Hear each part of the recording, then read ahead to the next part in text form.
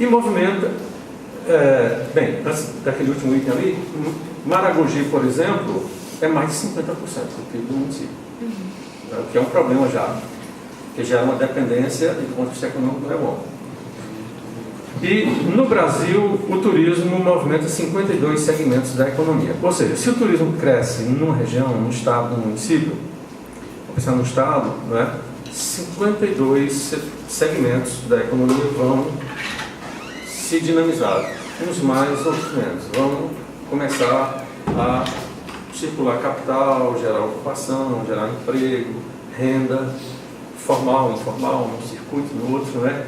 Depende da forma teórica que a gente analisa isso aí. Isso é muito bom, né? Na verdade, realmente é uma atividade que tem essa capacidade. E o que me deixa estarrecido às vezes é achar que o turismo não deve ser estudado pela geografia. Se a gente pegar cada um desses aspectos aí e começarmos a pensar em termos de espaço, território, lugar, é um mundo de coisas que se tem para estudar. Bem, eu peguei fiz uma série de imagens para associar aquela ideia de experiência que eu mencionei há pouco. Então, quando a gente viaja, a gente pensa numa alteridade, ou seja, no outro da gente, no outro da paisagem, no outro da gastronomia, no outro da língua, da cultura de uma forma geral. Quer nós usemos esse termo ou pensemos que vamos viver essa alteridade, lá no nosso inconsciente nós estamos esperando encontrar algo diferente, um lugar que seja diferente do nosso, que nos traga uma experiência razoável, que ajude no nosso desenvolvimento. Senão, não valeria a pena viajar. Você viajar para um lugar que é exatamente igual ao seu, se deslocando no espaço, você está viajando sem sair do lugar, né? Porque os lugares vão se repetir ao longo do planeta, na superfície do planeta. Então eu peguei ali, só como curiosidade, os Maasai, na África, esquimós, ingleses. Se a gente pensar em cada um desses, os Maasai, que eu li um tempo atrás, que foram o único povo na África que os ingleses não conseguiram dominar o território deles, como dominou e colonizou profundamente, né, em vários outros países, mas os Maasai não conseguiram. Quando a gente começa a ler sobre a cultura deles, é muito interessante. Então, é uma possibilidade de experiência indo à África e conhecer os Maasai. Mas conhecer os esquimós também, para a gente, né, geógrafos, imaginar uma área fria, com uma economia particular, com uma série de adaptações àquele ambiente, aos recursos ali disponíveis. Eles desenvolveram um conhecimento do seu ambiente que nós não temos. Por exemplo, um esquimó consegue perceber 8 tonalidades de branco na neve. Nós só vemos a neve, né, branca? Eles conseguem perceber 8 tonalidades, tem um nome para cada tonalidade, e isso foi fundamental para a sobrevivência deles, porque cada tonalidade de neve daquela representa que ali tem um recurso do qual ele depende. É peixe, é um mamífero que ele caça. Então, ao reconhecer a tonalidade da neve, ele sabe que ali tem um determinado recurso para ele. Então, ele foi levado a reconhecer essas tonalidades. Para um visitante, é interessante conhecer esse tipo de coisa, né? Como é que os diferentes povos, não é só os esquimós, mas o restante ao redor do planeta, desenvolveram um conhecimento apurado, chamados povos tradicionais, dos seus ambientes, e conhecem muito bem, utilizam outra terminologia, outras taxonomias que não as nossas, mas conhecem muito bem também. Peguei aqui os aborígenes, eu fiz o pós-doutorado na Austrália, né? E cheguei agora em fevereiro, passei um ano lá, e uma das coisas que mais me chamou a atenção lá foram os aborígenes. Pela cultura deles e também, infelizmente, pela exclusão.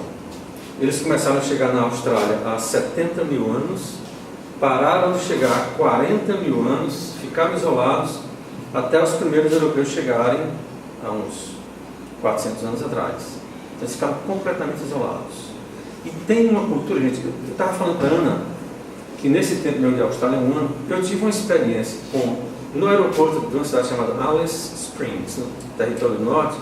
A gente ia pegar o voo de volta para Brisbane, na costa leste. Eu estava com minha esposa, nossos dois filhos, a fila, e tinha 3 moças aborígenes na fila, que é raríssimo lá, porque eles são excluídos. Quando a fila anda, você fica de frente para a pessoa, depois fica de costas, né? Porque a fila vai mudando de posição, de ângulo. Aí uma hora que elas ficaram voltadas para a gente, uma delas olhou para mim, gente, que eu fiquei paralisado assim, a intensidade do olhar daquela moça. Eu tentei interpretar, até hoje estou tentando interpretar o que era aquilo. A minha esposa tem traços largos no rosto, né? Assim, ela é descendente de índios, um pouco de índio e tal, e tem alguns aspectos que lembram a origem. Eu acho que ela sentiu uma certa irmandade ali. Ela olhou para mim, não para ela fez aquele olhar para mim, talvez, eu estou viajando talvez, mas eu senti isso, uma espécie de irmandade, reconhecimento de gente próxima a ela. E aí, lendo alguns antropólogos lá, que estudam os aborígenes, dizem que eles são assim, se você olhar para um aborígene no olho assim, ele é profundo, sereno, né? Uma pessoa muito digna. E foram, infelizmente, muito excluídos. Mas você vai na Austrália e vai no museu, por exemplo, museu da cidade de Adelaide, o museu grande que tem lá. Tem tudo sobre a aborígene, é um negócio impressionante, a riqueza da cultura deles, como eles modificaram o espaço, né, da Austrália, como se adaptaram, mas ficaram isolados, ficaram na idade da pedra, na realidade. Mas viviam muito bem, eles não queriam mudar o modo de vida deles, na realidade. Os ingleses que tomaram, né? Temos nós aqui no meio, nós somos completamente diferentes de todos os outros, né? Enquanto os pigmeus aqui, ó, são muito parecidos entre eles, né? Os americanos, espanhóis, chineses, nós somos uma mistura muito diferente. Ou seja, onde quer que a gente vá, a gente, se bem que eu fui à China em 2010, e a primeira coisa que eu percebi é que eles são mais variados do que a gente imagina aqui. A China foi formada por 57 povos que foram unificados com os chineses, com um povo dominante, que é o povo Han, que representa 80% da população. Mas assim você vê uma mistura, mas para a gente, no primeiro momento, eles são, né, bem parecidos entre eles. Ou seja, cada lugar desse tem uma cultura diferente, uma história milenar, os aborígenes têm muitos milênios, né? E isso vale a pena a gente viajar. Atrações para todos os gostos. Esse é o Uluru, a gente teve lá, aqui ao redor, é um parque nacional. Essa pedra tem 3 km de comprimento, 350 de altura. Tem um centro cultural aborígene bem aqui, as pessoas que caminham ao redor. Tem um aeroporto aqui a 14 km. É deserto, muito seco, extremamente seco. Eu mostrei essa diversidade aí de coisas porque tem um pesquisador, tem um artigo interessante, que é tipos psicográficos de viajantes. O que é isso? Porque ele tentou classificar como nós somos como viajantes em relação aos nossos comportamentos. Ele colocou no extremo de um contínuo turistas alocêntricos. São turistas aventureiros, que querem fazer trilhas, nadar em lugares lá perigosos, comer a comida do lugar, conhecer o povo. E no outro extremo, turistas psicocêntricos. São os turistas que viajam e não saem do lugar. Eles viajam pela cidade, mas vão comer no McDonald's, vão para o shopping center, vão para o cinema, vão para a praia, que é uma atividade do lugar comum. Ou seja, se a gente pensar aí ao redor do planeta, a gente tem as mais variadas possibilidades de experiências turísticas para alocêntricos e para psicocêntricos, né? Por exemplo, aqui tem que ser extremamente alocêntrico. Primeiro que está 3 horas de voo de Sydney, sem escala. É lá no meio da Austrália, como aqui em São Paulo. É deserto, tem cobras. O dingo, né, que é um cão selvagem deles que é perigoso. Quando a gente desce no aeroporto, já está lá a foto do dingo, pede para ter cuidado. A gente vai dormir em lona no meio do deserto. Então tem que ser alocêntrico para fazer isso aí. Cidades icônicas, né? Quem tem uma experiência urbana mais, história, lugar como o nosso aqui, para a Muralha da China. Eu visitei também, interessantíssimo, teatro, os Himalaias, parques temáticos, Amazônia. Ou seja, tem possibilidades as mais variadas aí para a gente viajar e conhecer o mundo. Claro que não precisamos necessariamente ir para outro país, podemos fazer isso dentro do nosso próprio país, né? Em termos de meios de transportes, que às vezes terminam sendo também uma parte do atrativo. Então tem gente que viaja de avião, está viajando pela primeira vez ou em voos intercontinentais, é transporte, mas ao mesmo tempo é interessante voar num jato moderno, né, que faz um voo de 14 horas sem escala, com 1000 entretenimentos dentro para ali manter ali não entediado, né? Um vinhozinho de vez em quando, dependendo da empresa, né? Então línguas, né? Eu fiz um voo de São Paulo para Dubai e o comandante disse, depois de 1 hora de voo mais ou menos, se vocês quiserem discutir alguma necessidade particular, os nossos comissários de bordo falam português, inglês, chinês, alemão, árabe, uns 8 idiomas. Aí eu observei, os comissários de bordo eram desses países. Então tinha brasileiro, tinha chinês, tinha árabe. Então isso já mostra uma diferença cultural ali dentro do microcosmo, né? Que é uma experiência que a gente já vai acumulando. Os transatlânticos, canoas, os teleféricos, que são ao mesmo tempo, em alguns lugares, meio de transporte, mas também parte da experiência turística. Ônibus é muito comum, né? Trens, e está crescendo muito a mobilidade considerada sustentável, verde, né? De você seguir trilhas de bicicleta, levando a sua própria comida, e assim por diante. E os voos espaciais que vão começar em breve. Já tem equipamento, né, que vai levar as pessoas à órbita da Terra. Já estão vendendo passagens para isso, na realidade. Tem uma empresa americana, né, que faz isso já. Não começou a voar, mas já está vendendo, que vai voar em breve. $250 mil a passagem para cada pessoa. Quando se começou o voo no 747, no Jumbo, em 1962, se eu não me engano, o preço era astronômico. Hoje, uma quantidade imensa de pessoas voam nos jumbos também. Próximo.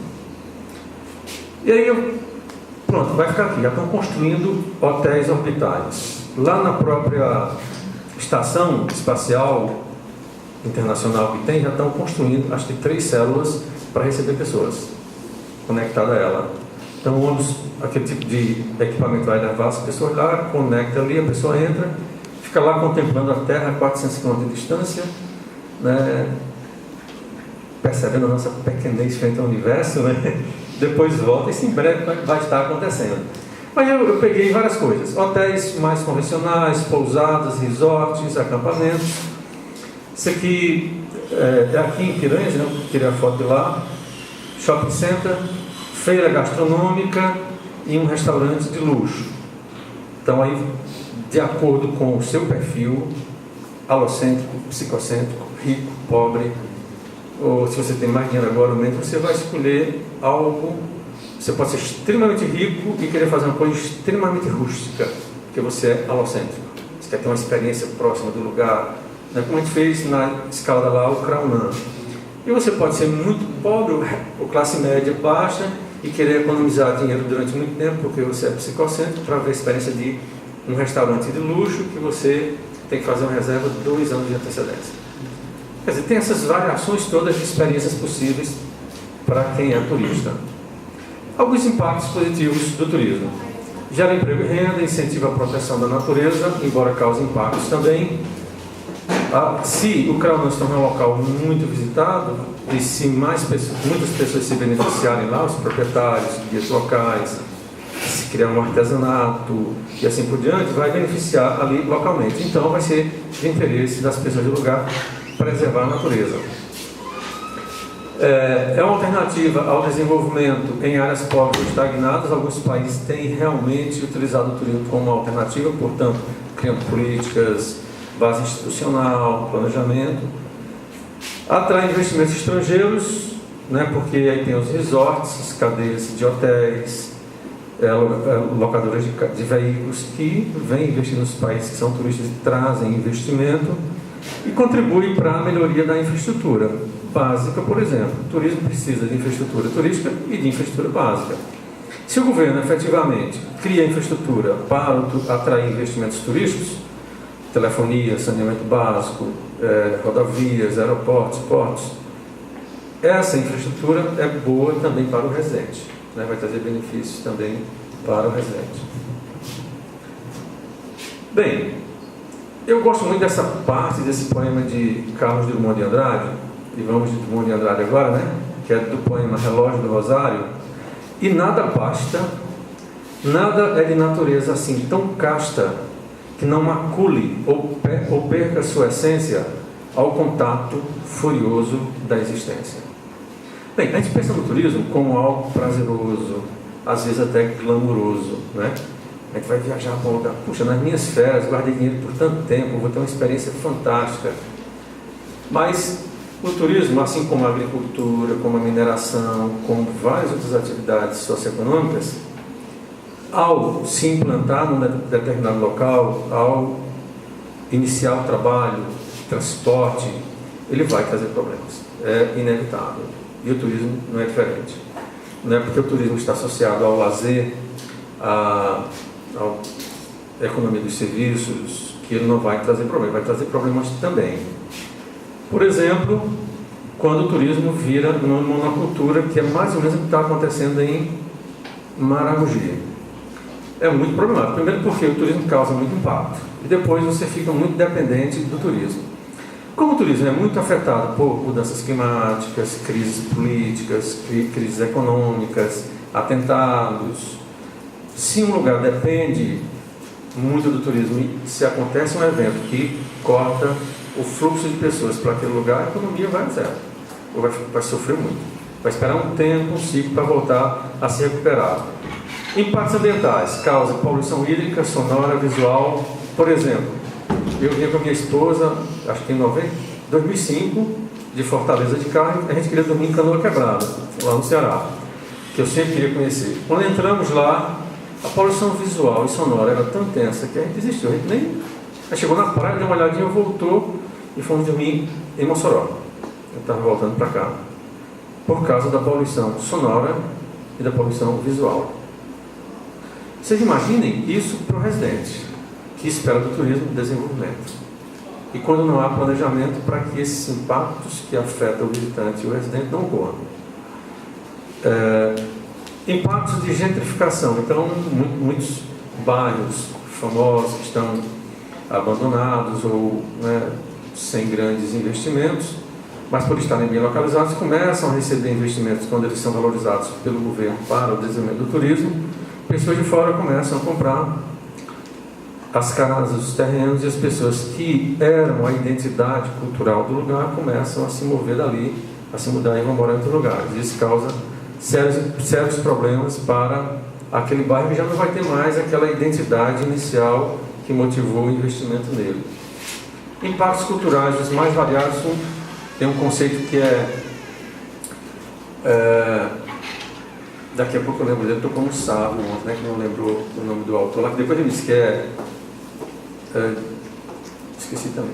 Dias Cabral falou depois. Efeito de demonstração. Então, os lugares são muito turistificados, depois de 10 anos, 20 anos, podem mudar muito culturalmente, porque há uma tendência dos residentes copiarem o comportamento dos turistas, especialmente quando eles são estrangeiros, e de supervalorizar o estrangeiro e menosprezar a sua própria cultura. Isso gera, frequentemente, depois de muito tempo, mudanças comportamentais, as mais variadas, e isso é chamado de efeito de demonstração. É só um exemplo. Especulação imobiliária. Eu participei semana passada de uma audiência pública em São Miguel dos Milagres, litoral norte de Alagoas, porque é um lugar que ficou um pouco afastado da malha viária principal do litoral norte. Surgiram pousadas de alto luxo, lá chamadas pousadas de charme, 13 pousadas, até quando eu fiz o estudo. A Ana foi tema do mestrado dela.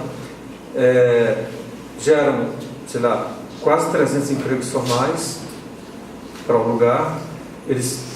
É uma filosofia da pousada de charme: empregar a pessoa do lugar, contratar taxista do lugar, comprar fruto, peixe, o que for necessário do lugar, que é para valorizar, o lugar. Com o sucesso da chamada rota ecológica, os donos de terrenos começaram agora a criar loteamentos, muitos loteamentos. Aí já está começando a ter problema de água, que já era grave antes. Então o Ministério Público chamou uma audiência pública, foi muito interessante. Estavam lá os donos de empresas construtoras, o pessoal dos loteamentos, as associações de moradores, vereadores, prefeitos, Ministério Público Estadual e Federal, cada um colocando os seus interesses, E vai se tentar fazer um trabalho que mostre os conflitos territoriais causados pelo turismo. Problemas urbanos, como poluição do ar, engarrafamentos, violência dos mais variados tipos, congestionamentos humanos, como em Barcelona e Veneza.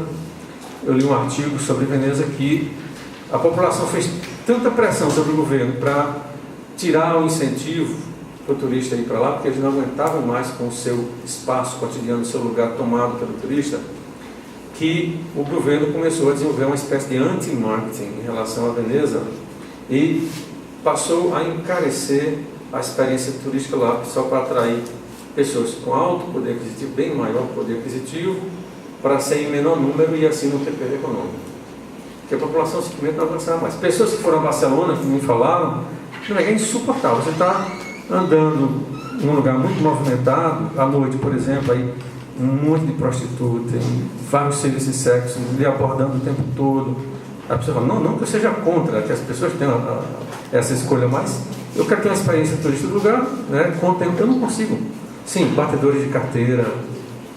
Então, Barcelona também está agora, a população local, criando um movimento contra o turismo, buscando meios para que o governo reduza o fluxo de turistas para lá. Faz parte dos impactos negativos.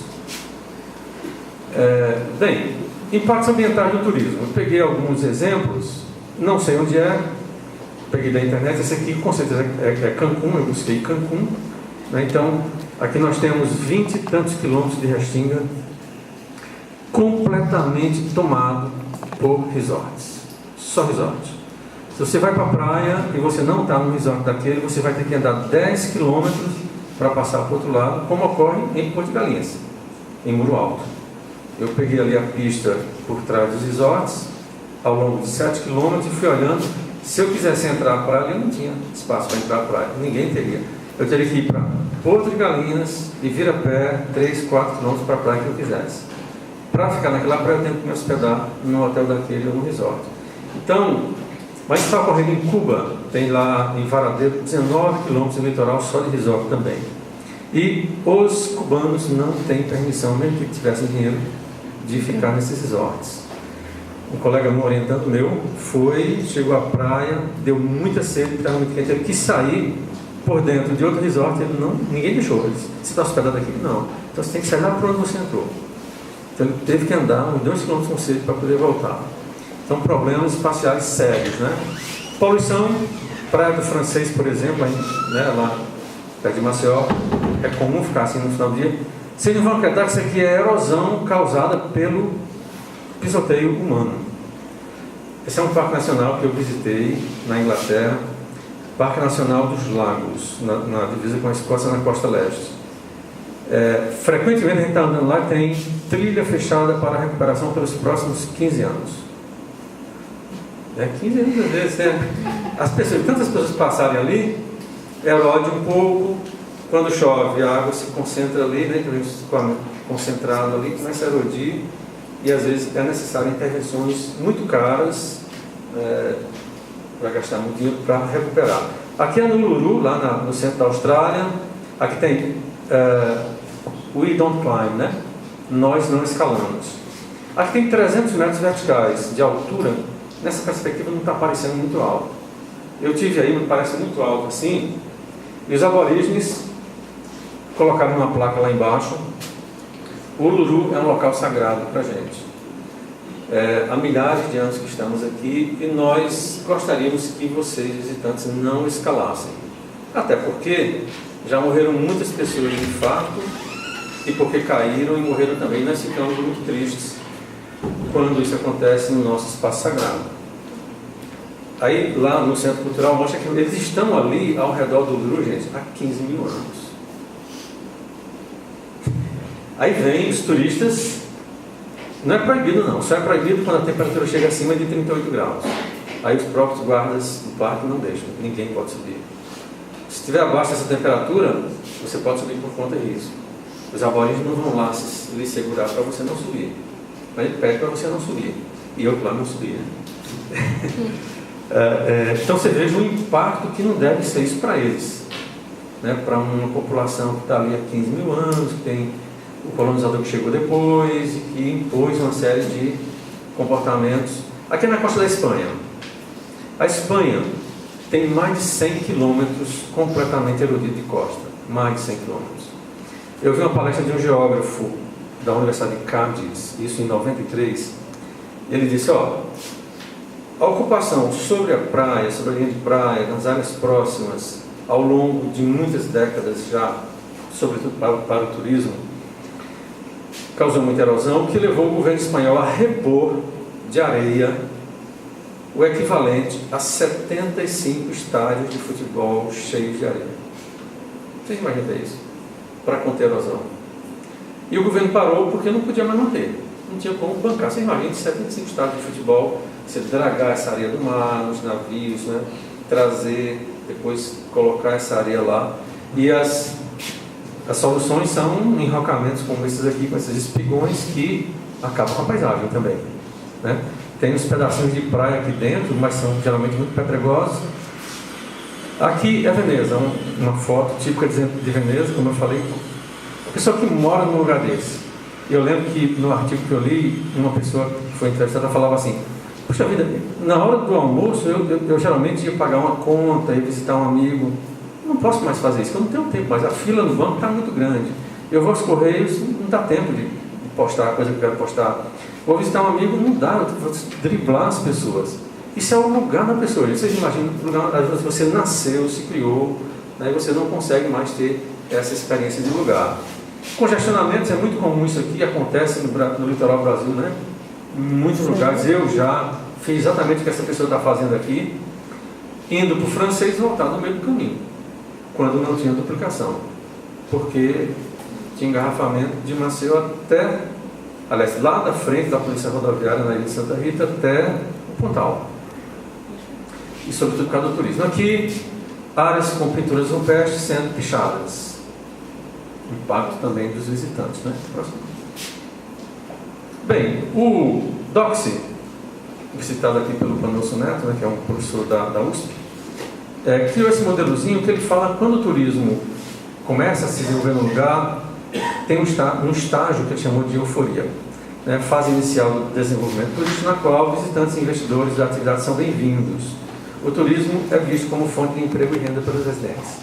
Mas depois a atividade já fica bem mais formal, o contato, que no início era muito próximo com o visitante, começa a ficar afastado, né? Já uma certa apatia, já não tem mais aquela motivação do início em relação ao turismo.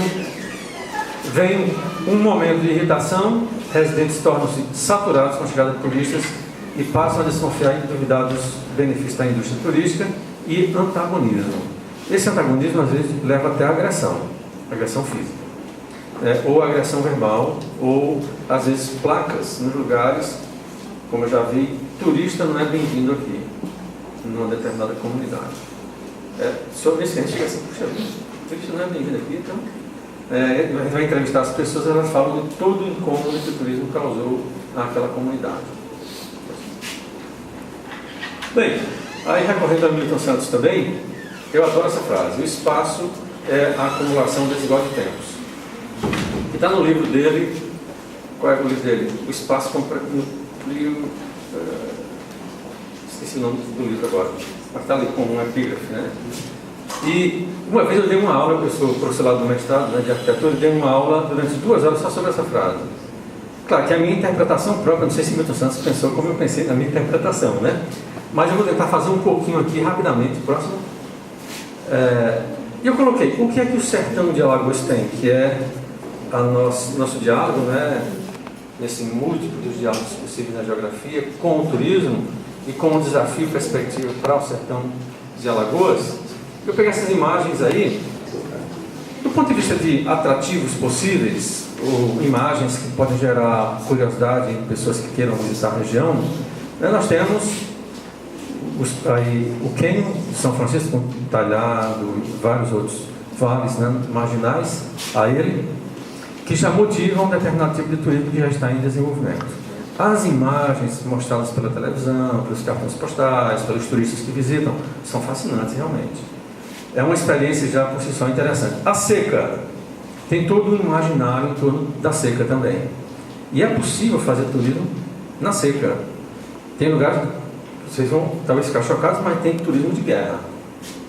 Tem pessoas que vão para a guerra, compram pacotes, tem operadoras turísticas, vão ficar num lugar que dê para ouvir os tiros e os aviões caça passando e bombardeando as cidades. Tem gente doida para... Turismo de guerra, é chamado turismo de guerra.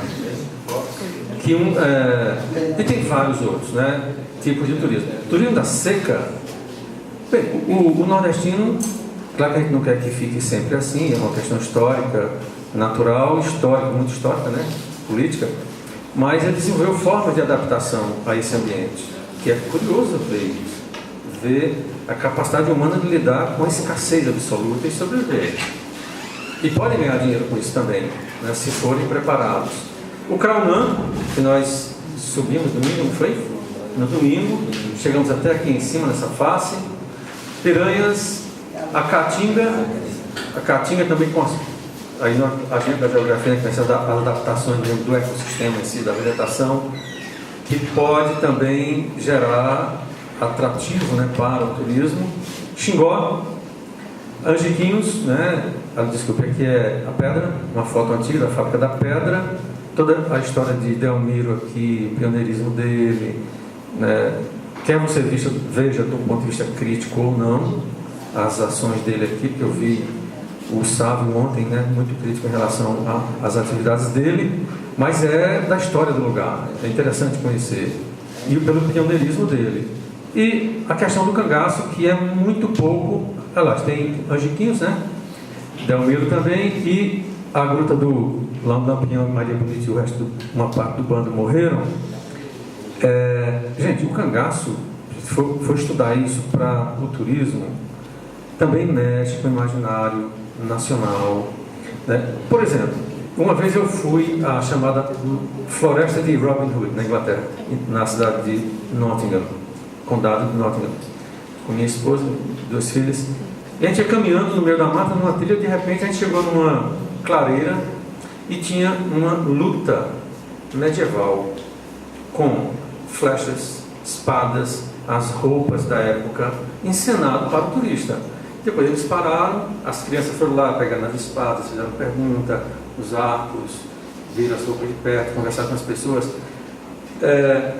Uma encenação de um encontro de um bando de cangaceiros com a polícia no meio da Caatinga, trabalhado não só, ninguém queria de um lugar muito distante para ver só isso, mas para ver toda essa base de recursos que a região tem, que no dia você vê uma coisa dessa, no dia vai experimentar, vai ter uma experiência gastronômica, depois vai lá na própria gruta de Angicos, vai lá na própria barragem, né, no catamarã. Gente, uma rota assim, ecológica, como nós fizemos lá no Craunã, as possibilidades do ponto de vista de recursos aqui são muito grandes, são extremamente grandes. Próximo, por favor. E aqui a gente tem o Craunã visto do espaço, né? A gente sai de Delmiro Gouveia para lá, são 12 quilômetros em linha reta. Aqui está o Morro do Padre, e nós subimos aqui, e a gente vê aqui, não lembro, esqueci de olhar a data dessa imagem, mas a gente vê que tem, provavelmente um período que não estava muito chuvoso, né? Próximo, por favor. Subindo a trilha, encontramos essas 2 árvores e uma trepadeira. Eu liguei para minha esposa, que é bióloga, botânica, doutora em ecologia, eu liguei hoje de manhã, mandei a foto para ela. Que nome você daria a essa imagem, Flávia? Porque na hora eu chamei assim, me aperta que eu gosto, foi o nome que eu dei. Essa Lindenberg, que é isso? Eu falei para ela, não, por um lugar ao sol, coloque por um lugar ao sol, porque a trepadeira se agarra nas árvores e sobe para ficar do sol, na copa em cima, ela vai em busca do sol, né? Bem, numa rota de interpretação ambiental, ecológica, num lugar desse, vocês não imaginam, turistas que não são dessa região, para aí a pessoa fala um pouco da ecologia, o que está acontecendo ali, que é um negócio inusitado. Eu fiquei surpreso que ninguém viu isso. Nós éramos quase 20 pessoas, né? Aliás, mais de 20 com os bombeiros, e ninguém viu isso aí, não prestou atenção.